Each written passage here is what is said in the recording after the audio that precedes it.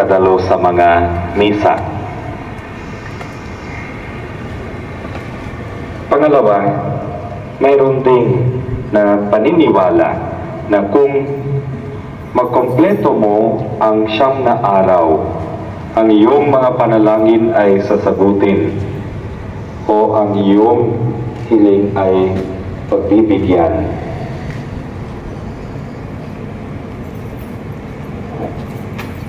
Sa ating Ebanghelyo naman, sinabi ng anghel kay Zacarias, Zacarias, huwag kang matakot dahil ang iyong panalangin ay dininig ng Diyos.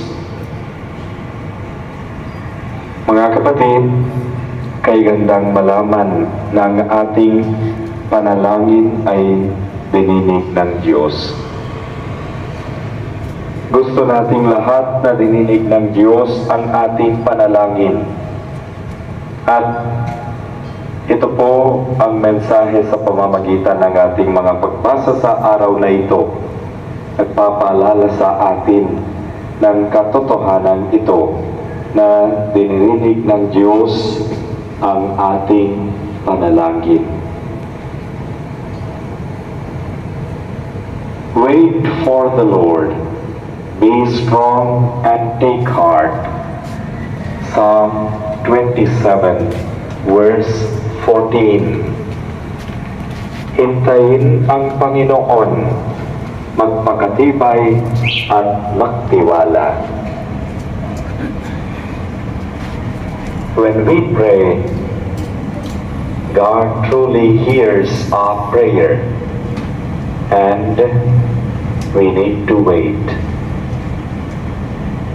Si Manoah at ang kaniyang asawa sa ating unang pagbasa, at si Zacarias at si Elizabeth sa ating Ebanghelyo, ay nagpapalala sa atin, kung gusto mong sagutin ng Diyos ang iyong panalangin, maghintay ng matyaga. Naghintay sila sa Panginoon. Masyadong mahaba ang kanilang paghihintay. Very, very specific. Sila'y napakatanda na. Ang paghihintay ng masyadong mahaba ay napakahirap. Naubusan na tayo ng pasensya.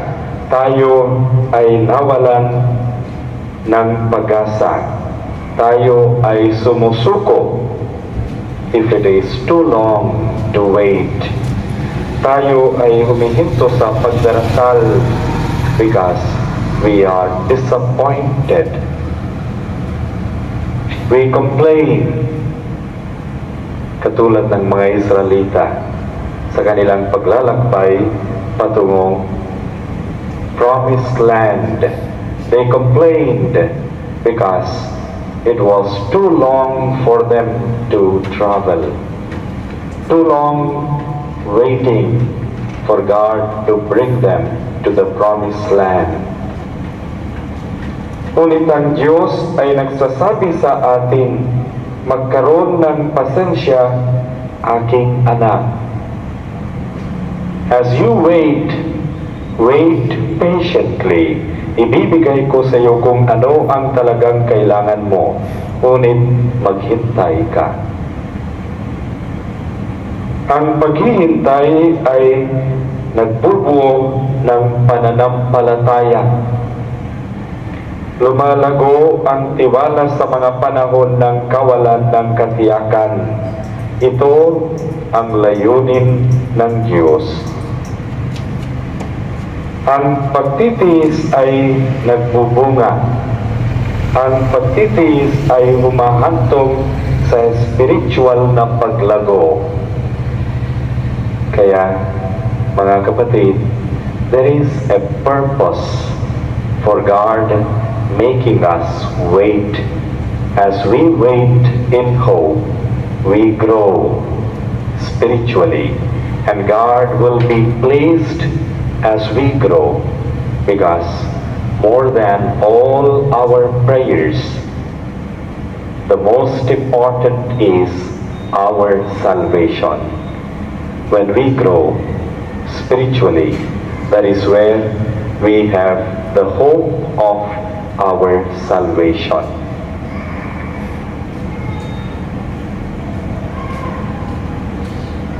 At the right time, I, the Lord, will make it happen.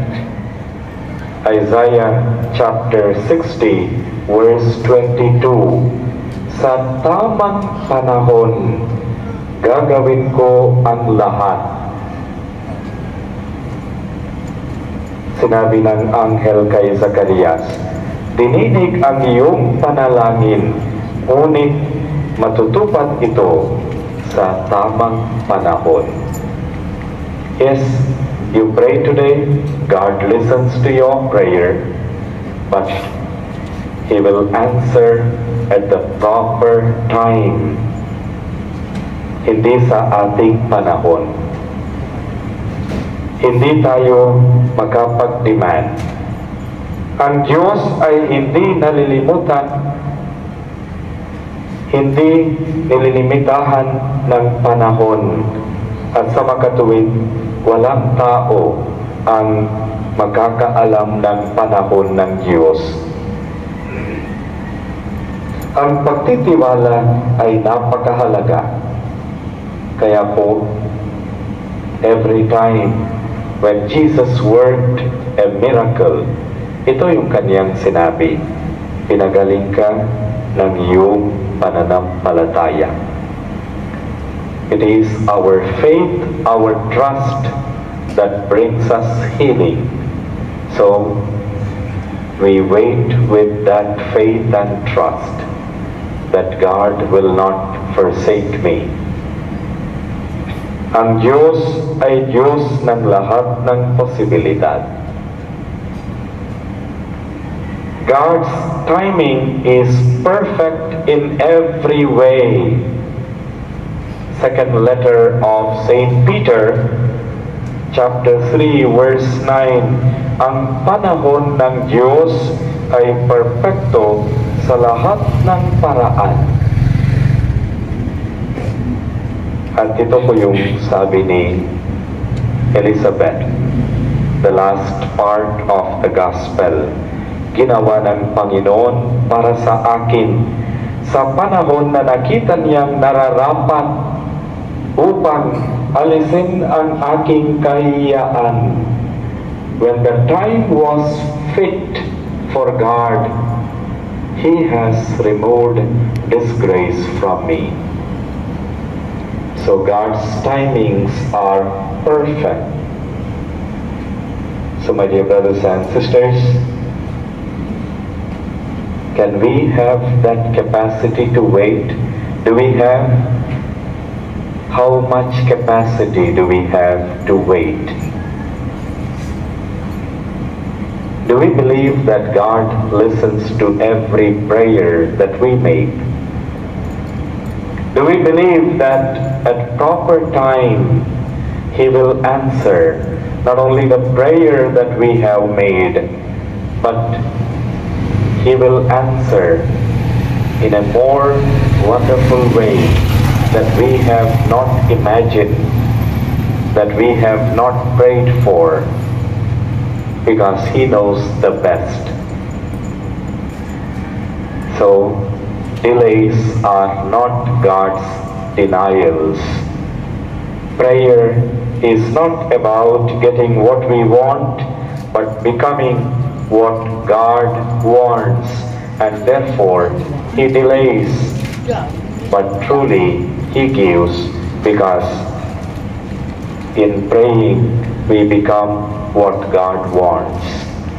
So be patient, trust God's timing, persevere, do not give up praying, seek guidance, and cultivate attitude of gratitude while waiting. Lord, thank you for the hope that you have given to me, that you will answer my prayer surely in your own time, perfect time, proper time.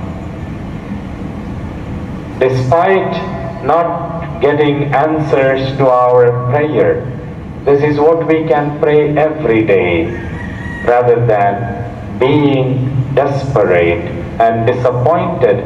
Lord, thank you for the hope that you have given to me, that you will answer my prayer in your own time. Amen.